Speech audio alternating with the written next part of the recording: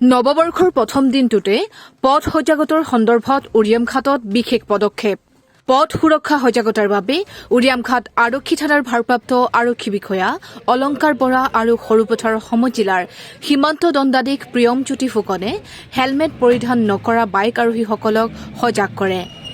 Helmet পৰিধান কৰি bike চলাবলৈ আৰু মদ্যপান কৰি বাইক নচলাবলৈ আহ্বান জনায়। নৱবৰ্ষক আদৰিবলৈ বিভিন্ন ঠাইত আয়োজন কৰে বনভোজৰ।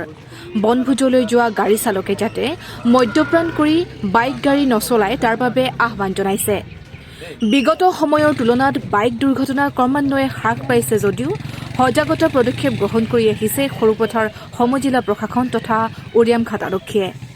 সমান্তৰালভাৱে পথ সুৰক্ষা সজাগতাৰ বাবে সৰুপথাৰৰ হিৰো ডিলাৰৰ তৰফৰ পৰা হেলমেট পৰিধান নকৰা আৰক্ষীক হেলমেট প্ৰদান কৰি পথ সুৰক্ষাৰ ক্ষেত্ৰত সজাগতাৰ প্ৰয়াস কৰে।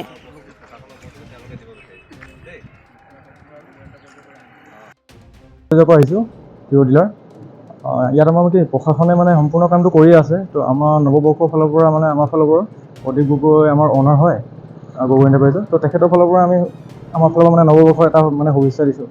আজিকালিতো চবেই কি হেলমেটটো লগাই থাকিব লাগে দুজনে। তো সেইটো হিচাপতে আমাৰ ফালৰ পৰা এটা সৰু উপহাৰ এটা দিছোঁ।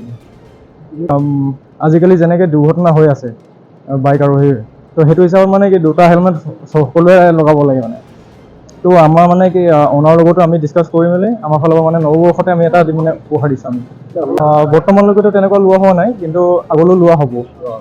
আজি প্ৰথম আমি উৰিয়ামঘাটতে আমি কৰিছোঁ গোটেইখিনি।